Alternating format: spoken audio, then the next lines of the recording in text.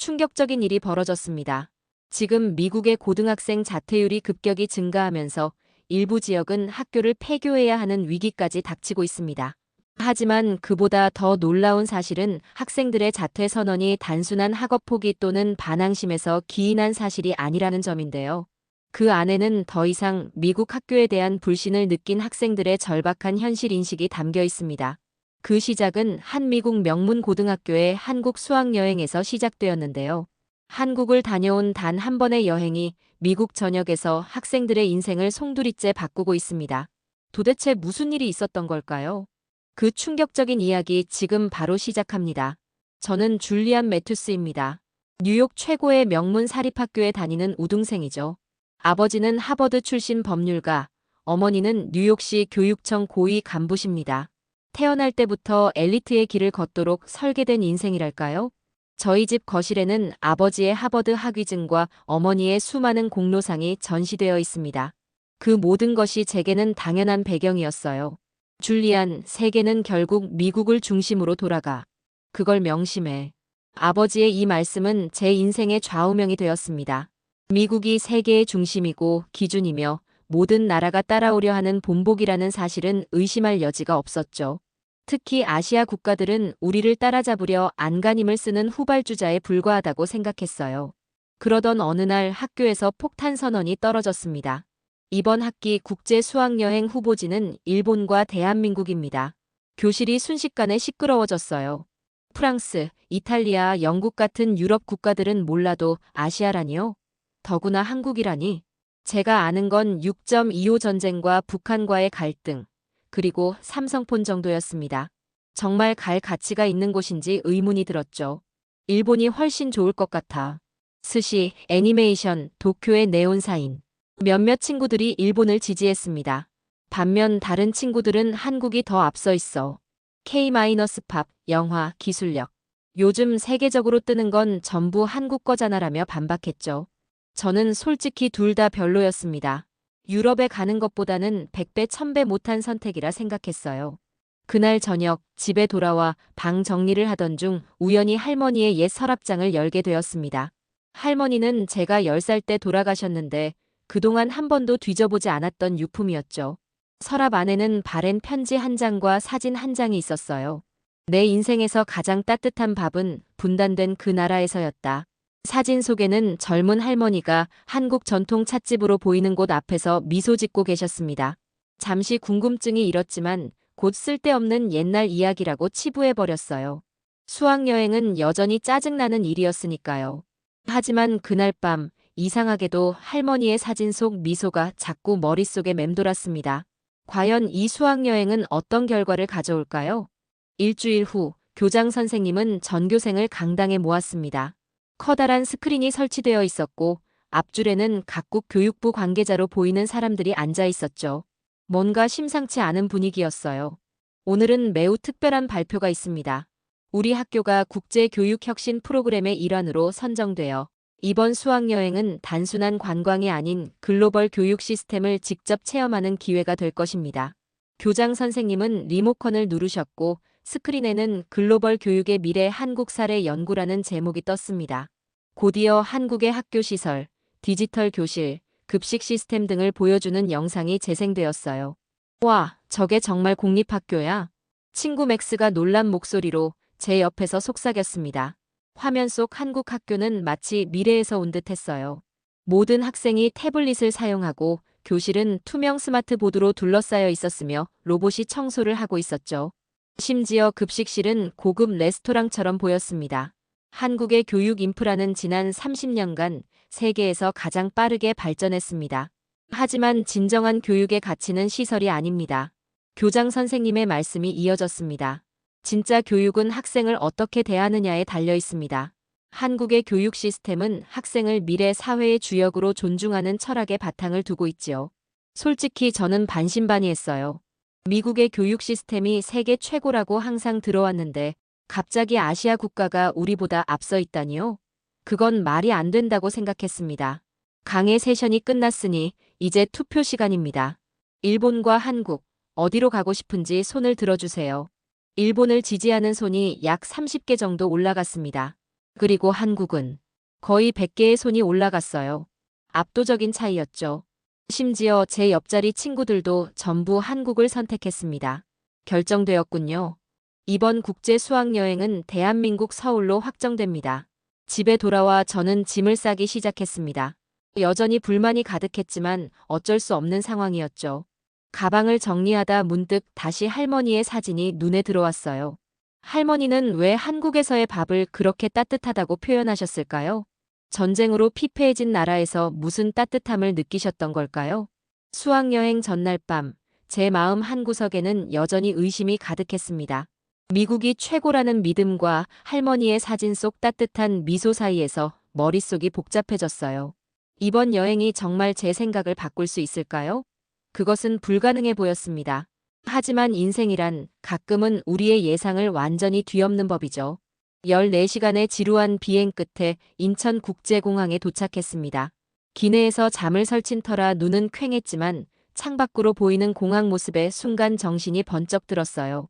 착륙하면서 내려다본 공항은 거대한 우주선 같았죠. 뭐야, 저게 공항이라고? 마치 영화 속 미래 도시에 온 것 같은 느낌이었습니다. 비행기에서 내려 공항 터미널로 들어서자 더욱 놀라웠어요. 미국 공항에서 흔히 보이는 길게 늘어선 입국 심사줄이 보이지 않았거든요. 줄리안, 이쪽이야. 자동 입국 시스템이래. 친구 에밀리가 저를 불렀습니다. 게이트 앞에 선 순간 화면에 여권을 스캔하라는 안내가 나왔어요. 여권을 대자 얼굴 인식이 시작되고 10초도 안 되어 입국 완료라는 메시지와 함께 게이트가 열렸습니다. 이게 말이 돼? 뉴욕에서는 입국 심사에만 1시간은 기본이잖아. 전체 학생 100명이 입국 심사를 끝내는데 걸린 시간은 고작 30분이었습니다. 놀라운 효율성이었죠. 공항 내부는 한마디로 깨끗함 그 자체였어요. 바닥이 너무 반짝여서 거울처럼 우리 모습이 비칠 정도였습니다. 도움이 필요하신가요? 깜짝 놀라 뒤를 돌아보니 로봇 하나가 저희를 향해 다가오고 있었어요. 디스플레이 화면에는 귀여운 캐릭터 얼굴이 있었고 여러 언어로 안내 서비스를 제공한다고 했습니다. 이게 로봇들이 안내를 하는 나라라고? 미국에서는 로봇이라곤 로맥스 청소기가 전부인데. 버스로 서울 시내로 이동하는 동안 창밖 풍경은 제 편견을 계속해서 무너뜨렸습니다.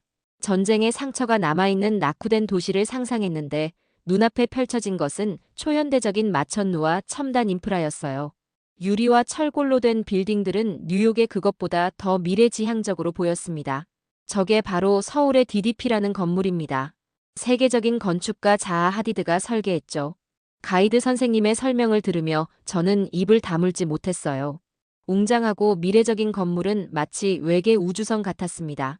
버스가 서울 시내를 가로지르는 동안 제 눈에 들어온 것은 곳곳에 설치된 공공 와이파이 부스, 스마트 가로등, 그리고 깨끗한 거리였어요.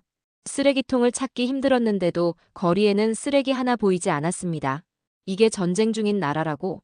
저도 모르게 중얼거렸어요. 북한과의 갈등이 있다고 들었지만 이곳에서는 그런 긴장감을 전혀 느낄 수 없었습니다. 오히려 뉴욕보다 더 평화롭고 정돈된 느낌이었어요. 호텔에 짐을 풀면서 문득 할머니의 편지가 생각났습니다. 할머니가 보셨을 한국과 지금의 한국은 완전히 다른 나라였겠죠. 하지만 할머니가 이곳에서 느꼈던 따뜻함은 무엇이었을까요? 제 앞에 펼쳐진 이 고도로 발달된 도시에서 저는 아직 그 따뜻함을 찾지 못했어요. 하지만 어쩐지 이 여행이 제 생각보다 흥미로울 것 같다는 예감이 들었습니다. 저녁이 되자 선생님들은 우리를 광장시장으로 안내했습니다. 현대적인 도시 풍경에 익숙해지려는 찰나 또 다른 충격이 저를 기다리고 있었어요. 시장은 좁은 골목길을 따라 형성되어 있었고 형형색색의 네온 사인과 간판들이 밤하늘을 수놓고 있었죠. 이곳은 서울에서 가장 오래된 전통시장 중 하나입니다. 현대와 전통이 공존하는 곳이죠. 가이드가 설명하는 동안 저는 주변을 둘러보았어요. 한쪽에서는 최신 전자제품을 판매하고 바로 옆에서는 할머니들이 전통 반찬을 팔고 있었습니다.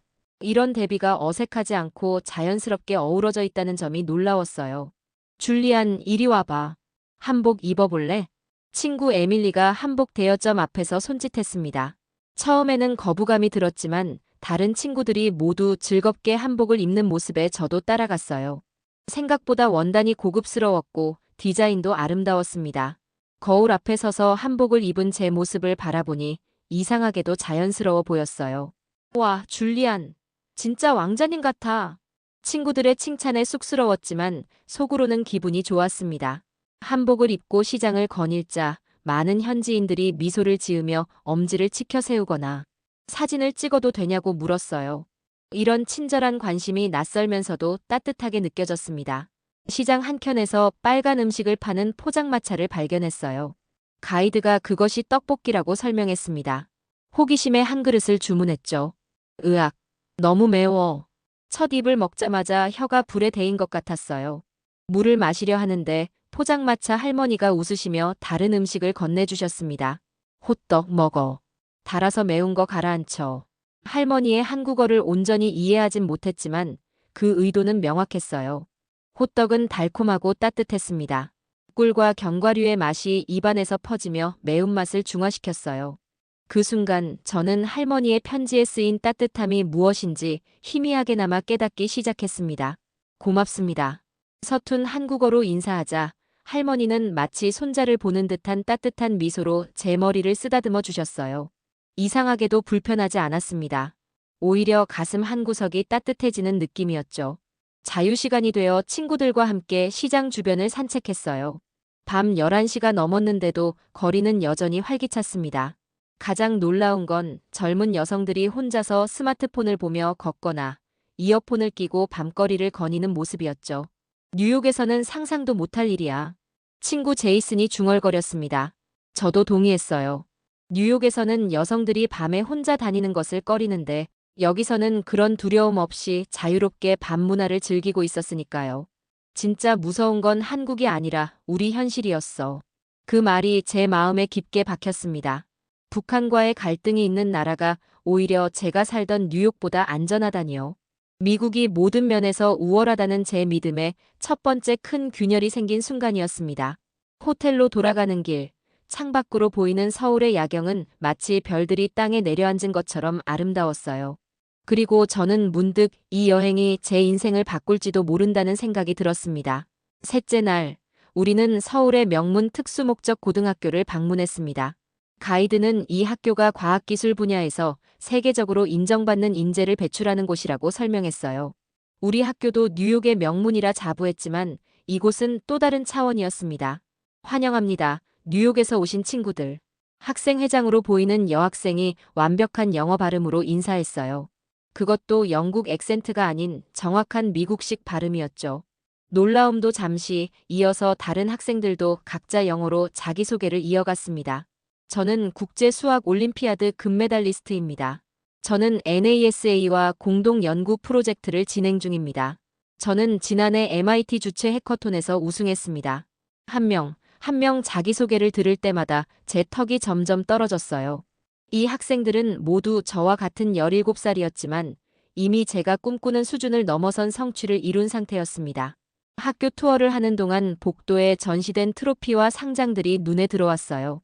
국제과학 경진대회, 로봇 올림피아드, 인공지능 프로그래밍 대회. 그 모든 상이 금빛으로 빛나고 있었습니다. 이건 대단하네요. 겨우 이 한마디가 제 입에서 나왔어요.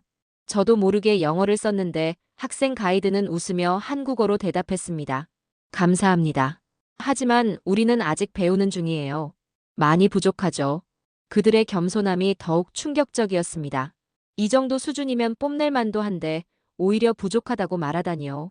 수업 참관 시간, 저는 물리 수업에 들어갔어요. 선생님이 양자역학에 대해 설명하자 학생들은 활발하게 질문을 던지고 토론했습니다. 그것도 모두 영어로요. 이건 대학 수준을 넘어선 내용이었죠. 줄리안, 이해가 가나요? 혹시 질문이 있으면 해도 됩니다. 선생님이 친절하게 물었지만 저는 고개를 저을 수밖에 없었어요. 솔직히 말하면 수업 내용의 반도 이해하지 못했거든요. 수업이 끝나고 학생들은 자신들의 프로젝트를 보여주었습니다. 한 팀은 환경오염을 감지하는 드론을, 다른 팀은 노인들을 위한 AI 돌봄 로봇을 개발 중이었어요. 이 모든 것이 고등학생들의 작품이라니. 너희는 대체 언제 놀아? 제가 조심스레 물었습니다. 이런 성과를 내려면 분명 엄청난 공부 시간이 필요할 테니까요. 놀 시간도 충분해요. 효율적으로 공부하면 되죠. 그리고 이런 프로젝트가 우리에겐 놀이나 마찬가지예요. 그들의 대답에 저는 말문이 막혔습니다. 자신들이 하는 일을 진심으로 즐기고 있다는 표정이었어요. 억지로 하는 것이 아니라 정말 좋아서 하는 일이었던 거죠. 학교를 나오는 길, 제 마음속에 처음으로 진한 열등감이 밀려왔습니다. 뉴욕 최고의 명문고에 다니는 제가 이곳에서는 그저 평범한 학생에 불과했어요. 제가 자랑스럽게 여기던 SAT 점수, 하버드 진학 계획, 아이비리그 대학 입학. 이 모든 것이 갑자기 특별해 보이지 않았습니다. 나는 지금까지 무엇을 위해 공부해왔지? 버스에 몸을 기대며 생각했어요. 그동안 저는 단지 좋은 대학에 가기 위해 부모님의 기대를 충족시키기 위해 공부했던 것 같습니다. 하지만 이곳 학생들은 달랐어요. 그들은 자신들이 좋아하는 일을 위해 세상을 더 나은 곳으로 만들기 위해 배우고 있었습니다. 처음으로 제 인생의 목표와 가치관에 의문이 들기 시작했어요. 진정한 성공이란 무엇일까요? 단순히 명문대에 입학하는 것인지, 아니면 세상에 기여할 수 있는 사람이 되는 것인지. 넷째 날은 자유 산책 시간이 주어졌습니다. 대부분의 친구들은 명동이나 강남 같은 번화가로 향했지만 저는 다른 선택을 했어요. 할머니의 사진 속 찻집을 찾아보고 싶었거든요. 사진을 들고 인사동이라는 전통 거리를 향했습니다. 이곳이 전통과 현대가 공존하는 서울의 모습을 잘 보여주는 거리라고 하더군요. 가이드가 알려준 정보를 떠올리며 좁은 골목길로 들어섰어요. 현대적인 카페와 전통 도자기점, 한복집들이 어우러져 있었습니다. 오래된 건물들 사이로 현대적인 인테리어의 상점들이 들어서 있는 모습이 마치 시간 여행을 하는 듯했어요. 골목을 한참 걷다가 문득 발걸음이 멈췄습니다. 작은 나무 간판에 하늘정원이라고 쓰인 찻집이 눈에 들어왔어요. 할머니 사진 속에 그 찻집과 너무나 흡사했습니다. 문 위에 걸린 처마의 모양, 창문의 배치, 심지어 문 옆 작은 화분까지. 이곳이 바로 그곳임을 직감적으로 알 수 있었어요. 떨리는 마음으로 문을 열고 들어갔습니다. 내부는 생각보다 작았지만 아늑했어요. 전통 방식으로 꾸며진 내부에는 낮은 좌식 테이블과 앉은뱅이 의자가 놓여 있었고 벽에는 오래된 흑백 사진들이 걸려 있었습니다. 어서 오세요. 60 정도 되어 보이는 여성분이 따뜻한 미소로 맞이해 주셨어요. 조심스럽게 할머니의 사진을 꺼내 보여드렸습니다. 혹시 이 사진 속 장소가 여기가 맞나요?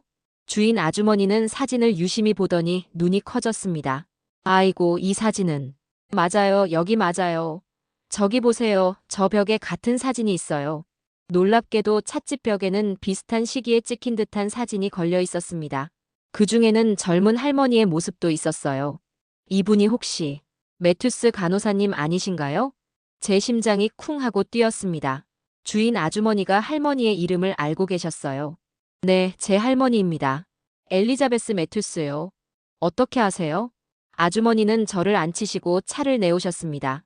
오미자차라고 했어요. 새콤달콤한 맛이 생소했지만 기분 좋게 목을 타고 내려갔습니다. 저는 이 찻집 주인의 딸이에요. 어머니께서 이 찻집을 하실 때 매튜스 간호사님이 단골이셨대요. 한국 전쟁 당시 미군 간호사로 오셔서 이곳에서 많은 시간을 보내셨다고 해요. 할머니가 간호사였다는 건 알고 있었지만 한국 전쟁에 참전했다는 사실은 몰랐어요. 가족들은 그저 할머니가 군 복무를 했다고만 말했을 뿐이었죠. 매튜스 간호사님은 전쟁 고아들을 많이 도우셨어요. 심지어 몇몇 아이들에게는 미국으로 입양될 기회도 주선해 주셨대요. 전쟁의 잔해 속에서도 희망을 전하신 분이셨죠. 주인 아주머니는 뒤편 서랍에서 오래된 일기장을 꺼내셨어요. 할머니가 아주머니의 어머니에게 남긴 것이라고 했습니다. 일기장에는 할머니의 글씨체로 적힌 문장들이 있었어요. 한국인들의 보건력과 희망은 어떤 전쟁도 앗아갈 수 없다. 내가 본 그 어떤 나라보다 이곳의 사람들은 서로를 위한 따뜻함과 헌신이 있다. 할머니의 말씀이 갑자기 이해되기 시작했어요. 내가 무시하던 이 나라가 할머니 인생에서 가장 따뜻한 기억이었다니. 전쟁의 참상 속에서도 할머니는 인간의 선함과 따뜻함을 보셨던 거예요. 할머니께서 한국을 참 사랑하셨나 봐요. 제 목소리가 살짝 떨렸습니다. 지금까지 알지 못했던 할머니의 삶과 철학이 마음을 울렸어요. 그럼요. 매튜스 간호사님께서는 항상 말씀하셨대요. 진정한 발전은 건물이나 기술이 아니라 사람들 마음속에 있는 것이라고요. 차를 마시며 저는 지난 며칠간의 경험을 돌아보았습니다. 첨단 기술과 현대적인 도시 모습에 놀랐지만 진정 제 마음을 움직인 것은 포장마차 할머니의 따뜻한 미소, 학생들의 열정과 겸손함, 그리고 지금 이 찻집 주인 아주머니의 친절이었어요. 갑자기 할머니가 그렇게 한국을 사랑하셨던 이유를 이해할 수 있었습니다. 다섯째 날, 우리는 또 다른 한국 고등학교를 방문했습니다. 이번에는 일반 공립학교였어요. 평범한 학교 건물이었지만 내부는 여전히 깨끗하고 잘 정돈되어 있었습니다. 특수목적고와 비교하면 시설은 조금 부족해 보였지만 그래도 여전히 뉴욕의 많은 공립학교보다 현대적이었죠. 오늘은 여러분이 직접 한국 학생들과 함께 수업에 참여하고 급식도 체험해 볼 거예요. 선생님의 안내에 친구들은 약간의 불평을 터뜨렸습니다. 특히 급식 부분에서요. 미국 학교 급식의 평판은 좋지 않으니까요. 흐물흐물한 감자튀김, 질긴 햄버거, 지나치게 달거나 짠 음식들. 저도 학교 급식에 대한 기대는 그리 높지 않았어요. 수업은 놀라울 정도로 활기찼습니다. 선생님과 학생들 사이의 상호작용이 자연스러웠고 질문과 토론이 끊이지 않았어요. 수업 중간에 선생님이 갑자기 저를 지목했습니다. 줄리안 학생, 미국에서는 이런 주제를 어떻게 배우나요? 당황했지만 최대한 정직하게 대답했어요. 미국에서는 주로 교과서 위주로 배우고 시험을 위한 암기가 중요하다고요. 그러자 한국 학생들이 의외라는 듯 쳐다봤습니다. 저희도 시험 준비를 많이 하지만 토론과 프로젝트도 중요하게 생각해요. 옆자리 학생이 설명해 주었어요. 그들에게 공부는 단순한 암기가 아니라 세상을 이해하고 문제를 해결하는 과정이라고 했습니다. 이런 생각이 저에게는 새로웠어요. 그리고 드디어 급식 시간이 왔습니다. 식당으로 향하는 학생들의 발걸음이 가벼웠어요. 미국에서라면 급식 시간에 이런 기대감을 보이는 학생은 없을 텐데 말이죠. 급식실에 들어서자마자 놀라웠습니다. 깨끗한 공간, 정돈된 테이블, 그리고 무엇보다 음식 냄새가 정말 좋았어요. 배식대에 다가가자 더 큰 충격이 기다리고 있었습니다. 이게 진짜 학교 급식이라고요? 쟁반에 담긴 음식을 보고 저도 모르게 말이 튀어나왔어요. 잡곡밥, 갈비찜, 된장국, 각종 나물 반찬, 심지어 계절 과일까지. 마치 고급 식당의 한정식 같았습니다. 네, 오늘은 평범한 날이에요. 특별한 날에는 더 다양한 메뉴가 나와요. 옆에 선 학생이 당연하다는 듯이 대답했습니다. 그들에게는 이런 수준의 급식이 일상이라니 믿기 힘들었어요. 음식을 한 입 먹어보고 더 놀랐습니다. 맛이 정말 좋았어요. 갈비찜은 부드럽게 익어 있었고 된장국은 깊은 맛이 났으며 반찬들도 하나같이 정성이 느껴졌습니다. 미국 학교 급식에 비교할 수 없는 퀄리티였어요. 우리 학교는 영양사 선생님이 직접 식단을 짜시고 신선한 재료로만 요리하세요. 학생 건강이 최우선이라고 하시죠. 친구 제이슨이 옆에서 중얼거렸습니다. 우리 학교 급식은 냉동식품을 데워서 내놓는 게 전부인데. 그 순간 저는 깨달았습니다. 이건 단순한 음식 차이가 아니었어요. 이건 학생을 대하는 방식의 차이였습니다. 한국의 교육 시스템은 학생들을 존중하고 그들의 건강과 복지를 진심으로 생각하고 있었어요. 급식 한 끼에도 그런 철학이 담겨 있었습니다. 이건 그냥 밥이 아니야. 이건 나라가 학생을 사람 대하듯 대하는 거야. 제 중얼거림을 들은 한국 학생이 웃으며 말했어요. 당연하죠. 우리는 미래니까요. 그 말이 제 마음을 울렸습니다. 그동안 저는 미국의 모든 것이 최고라고 믿어왔어요. 그러나 이제 보니 배울 것이 많았습니다. 특히 인간에 대한 존중, 공동체 의식, 그리고 교육의 본질에 대해서요. 급식을 먹으며 문득 할머니의 말씀이 떠올랐습니다. 내 인생에서 가장 따뜻한 밥은 분단된 그 나라에서였다. 이제야 그 말의 의미를 온전히 이해할 수 있었어요. 음식의 맛이 아니라 그 음식에 담긴 마음과 존중이 따뜻했던 거죠. 그날 저녁 호텔방에 누워 생각했습니다. 제가 알던 세계는 얼마나 좁았던가요? 제가 믿었던 진리는 얼마나 불완전했던가요? 이 여행은 분명 제 인생의 전환점이 될 것 같았습니다. 비행기가 JFK 공항에 착륙했습니다. 창밖으로 보이는 뉴욕의 풍경이 일주일 전과 똑같은데도 제 눈에는 모든 것이 달라 보였어요. 가족들이 공항에서 저를 기다리고 있었습니다. 아버지는 여전히 단단한 턱선과 자신감 넘치는 미소를 짓고 계셨고 어머니는 세련된 정장 차림이었죠. 줄리안, 어땠어? 한국은? 어머니가 반갑게 물으셨습니다. 무엇부터 말해야 할지 고민되었어요. 생각보다 훨씬 좋았어요. 아버지의 표정이 미묘하게 변했습니다. 아마도 제가 한국을 칭찬하리라고는 예상하지 못하셨던 것 같아요. 집으로 돌아오는 길, 차 창밖으로 뉴욕의 거리를 바라보았습니다. 쓰레기가 넘쳐나는 길가, 고장난 신호등, 낙서로 뒤덮인 벽.